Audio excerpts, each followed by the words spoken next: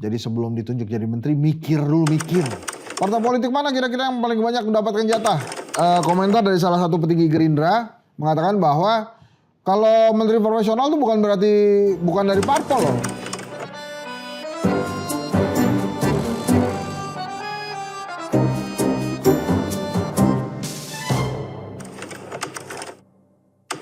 Hari ini kami mau bahas kira-kira calon-calon menteri ada siapa aja. Nah coba lihat. Buat para calon menteri. Jangan tanya apa yang negara kamu bisa lakukan untukmu. Tanyakan apa yang bisa kamu lakukan untuk negaramu. Kata John F. Kennedy. Jadi sebelum ditunjuk jadi menteri, mikir dulu, mikir. Dia akan melakukan apa? Saya akan melakukan apa untuk negeri ini? Jadi jangan melulu tentang jabatannya. Kabarnya akan ada 44 kementerian. Desas-desusnya. Jadi bertambah 6 kementerian. Belum termasuk badan-badan ya. Dari 44 kementerian itu katanya ada yang dipisah-pisah juga. Gitu, karena terlalu besar skupnya. Kemudian dipisah ya. Jelasnya nanti ya kita tunggu ya.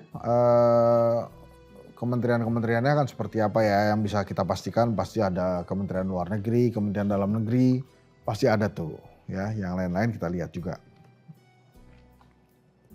Apakah kira-kira Satgas Kritik akan mengirimkan salah satu tokoh menjadi menteri?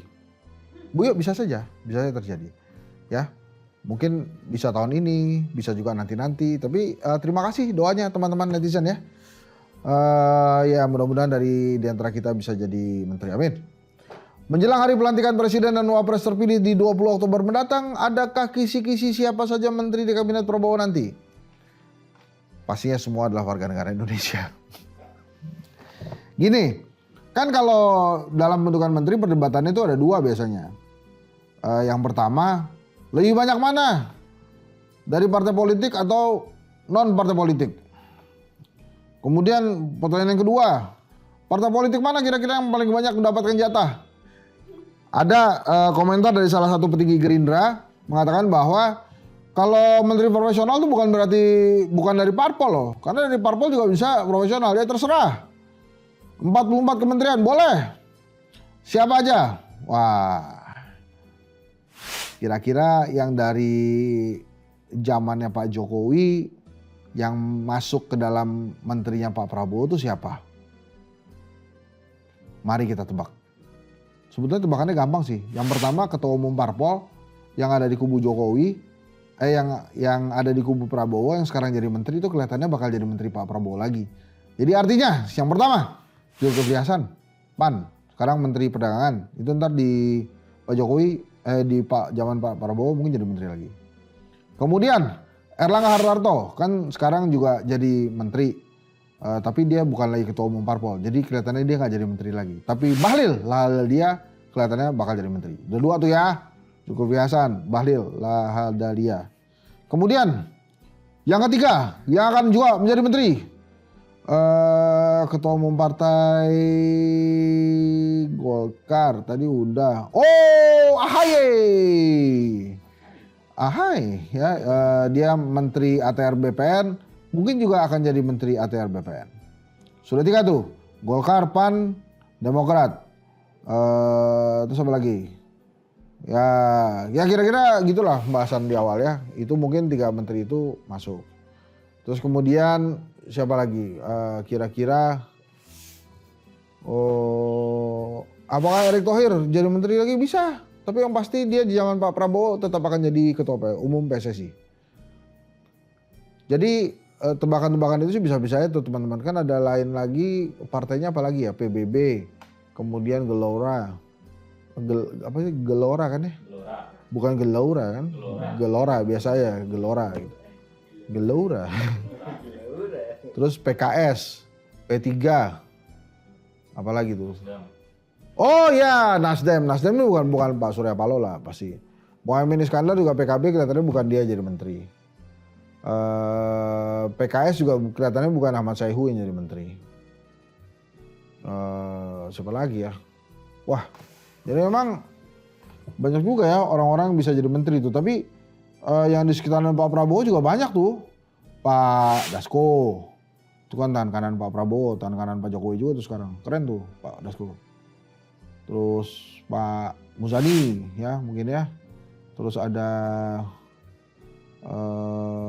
ya banyak lah orang-orangnya tuh. Menteri Keuangan siapa tuh Menteri Keuangan? Nah ini Menteri Keuangan gosip-gosipnya ada beberapa nama nih. Budi Gunadi Sadikin, Sri Mulyani, Bambang Brojo, Fuad Bawazir, ya banyak ya. Thomas Johandono itu sekarang udah ada tuh. Jadi ya menteri-menterinya sih Indonesia sih nggak pernah kurang menteri ya, tapi pasti ada aja yang baru.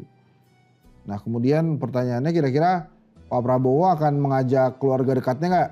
Misalnya Budi Satrio Djiwandono atau Saras ya, siapa? Mbak Saras ya. Nah itu bakal masuk nggak tuh kan keponakannya Pak Prabowo ya. Kalau saya sih menduga kemungkinan tidak ya. Orang-orangnya Pak Jokowi yang menjadi kabinetnya Pak Prabowo siapa?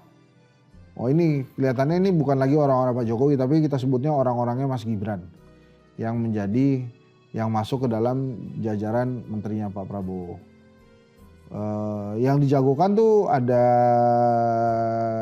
Budi Ari ya Menkominfo sekarang, terus kemudian ya banyak lah. Tadi Budi Gunadi Sadikin juga udah disebut tuh. Kalau ada nama-nama baru boleh nggak ya? Boleh-boleh aja. Tapi gini ya teman-teman. Kita itu sebetulnya ingin menteri yang memang berbuat sesuatu untuk Indonesia lah. Jadi bukan hanya berbuat untuk dirinya tapi juga berbuat untuk Indonesia. Dan kalau bisa sih ya, kalau bisa apa yang disampaikan oleh Pak Jokowi pada saat periode pertama beliau menjabat. Periode pertama menjabat itu kan Pak Jokowi keren banget ya. Tidak boleh ada rangkap jabatan. Itu kalau bisa dilakukan gitu. Jadi kalau misalnya sudah ketum partai, kalau diangkat jadi menteri ya salah satunya dilepas. Atau ya dia nggak usah jadi menteri lagi lah kalau jadi ketum partai. Gitu. Dan maksud saya supaya dia memang lebih fokus juga ke pekerjaannya. Nanti kalau ada 44 kementerian ya mudah-mudahan aja Indonesianya lebih baik ya. Tapi jangan kemudian ada alasan kan begini. Wah 44 kementerian, 44 menteri banyak amat. Terus ada yang jawab, loh waktu zaman Bung Karno ada kabinet 100 menteri. Ya itu kan dulu Pak, kita lagi pembentukan negara. Jadi mungkin lagi banyak orang yang dibutuhkan. Jadi jangan dibandingin sama masa lalu juga lah. Ya, nanti kita berdoa lah nanti buat para menteri yang akan dipilih. Semoga bisa menjalankan tugas dengan sebaik-baiknya. Dan dalam memilih menteri-menterinya Pak Prabowo juga memilih orang-orang yang tepat sehingga kita doakan supaya cita-cita Pak Prabowo membuat Indonesia menjadi macan Asia itu bisa terwujud. Ini saya nggak mau bahas ini karena pertanyaan netizen ini selalu begini, bagaimana hubungan Pak Prabowo dan Gibran setelah Pak Jokowi tidak menjabat? Saya nggak mau ngebahas ini. Jadi teman-teman silahkan aja dipikirin lah.